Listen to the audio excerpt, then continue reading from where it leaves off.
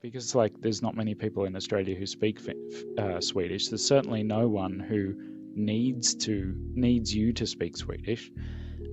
So it was very much an exercise of, well, imagine if I was able to learn Swedish from here, a language that I don't need to speak, and that I am like the furthest away from in the world that I could possibly be. I remember kind of thinking like that'd be an interesting experiment, not knowing that actually people have done that before. As I've sort of tried to take it to a really high level, it just finds ways into your life that like now I actually do kind of need it. Firstly, I need it for my content, but I'm also like getting in touch with businesses and stuff that's like that I don't even mention the fact that I'm not Swedish. Like I just write to them in Swedish. Do you get what I mean? I'm like setting up these, I've accidentally set up systems that force me to keep using Swedish. Yeah, I mean, what's interesting about that is that you began without a real kind of reason why, and then you've kind of invented one for yourself, which is fantastic. I mean, whichever way you do it is cool. I think a lot of people, I mean, what's crucial in that timeline is that you've actually managed to get to that level. I think where a lot of people would come a cropper is if they begin learning a language for the novelty factor, because hey, it's a language from the other side of the world. Why not? Because it becomes very difficult to sustain the motivation necessary to get to a high level if that's all you've got to rely on. Yeah. You know, so I think that your route into a new language and your reason why is extremely important. And, you know, so often if you compare two very similar people, one who has a really strong reason to learn a language, like they're moving to the country, or they've married someone from there, or they need it for work, versus somebody who just thinks, oh, that'll be fun. You know, it's not hard to see which one of the two is likely to advance further in the language.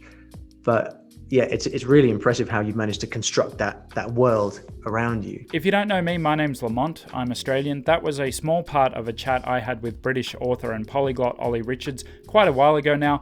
I've been sort of sitting on the footage, not really knowing what I wanted to do with it, but there will now be a few of these kinds of videos where I include a short excerpt of that interview and then give my kind of summarizing thoughts on it. So if you're new here, subscribe. I know you knew I was going to say that, but whatever, now I've said it. I'll also include a link to Olly's channel in the description. What this part of the chat got me thinking was that, of course, Olly is right in that most people will need some kind of extrinsic motivation, even if it's only to feed their intrinsic motivation, as constant improvement becomes harder as you get better and better. But I also think that a lot of people underestimate the power of creating their own narrative. I said in a video that's almost 3 years old now that by telling my friends that I spoke Swedish, I reinforced my own identity as someone who speaks Swedish. And it wasn't that I was lying or even misrepresenting my ability to anyone. But as you can imagine, my Swedish back then was very surface level. But I don't think it ever would have come as far as it has now if I just told myself, well, I'm learning a few words and phrases, I can recognize a little bit of stuff in Swedish. I told myself that I was a Swedish speaker, and thereafter, I actually became a Swedish speaker. Är det någon svensk här? Yup. Hey. If you believe that you're someone who is trying to learn a language, then it will require willpower, which we all have limited amounts of, to put on a series or a podcast in that language. But if you believe that you speak this language, that this is just something that you do now, then it just becomes like watching a series or putting on a podcast or reading a book. And that only needs to last up until you're good enough to do the next thing. For example, when you read your first novel, even if it's a very simple novel in, say, German, then you've just voted for yourself as a German speaker. You've just given yourself the impression that you're someone who speaks German. You're someone who reads in German. This is something that you do. I think, and I've said this to people before, I inherently don't like being bad at things. I'm the same.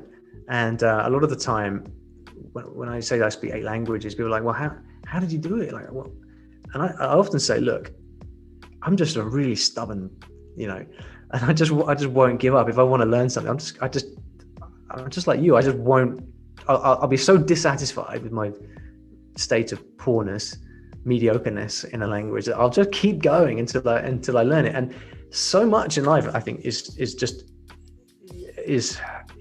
about sticking with it and carrying on. because it is, it's that cliche, like the only way you can fail is by giving up. And it sounds really trite to hear that, but there's a lot to be said for it, because with language learning, it's not a straight line. Progress is far from linear. It's often a total roller coaster. And so really a lot of the time your success in a language can be correlated with your ability just to ride out those ups and downs, a bit like investing in the stock market. If the stock market goes up or down, your job is to not care and be totally impassionate about that and to kind of carry on.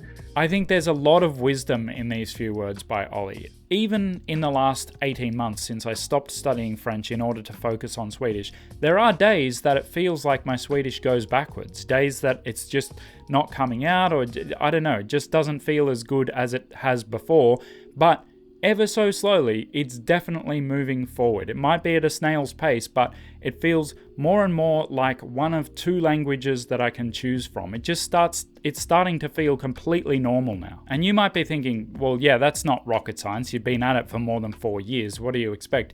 But here I'm actually talking to the beginners. Like if you're thinking, I want to get really good at this language, I would worry less about getting good at the language and more about making it part of your identity and making it a habit. Just make it something that you do. Getting good at it is something that will happen with time. It's like someone who gets up at 5 a.m. every day and has done so for the last 10 years. They're not good at getting up early. It's just what they do. They don't know any other way. Make your language the same. Make your language something that you do. I'll see you next time.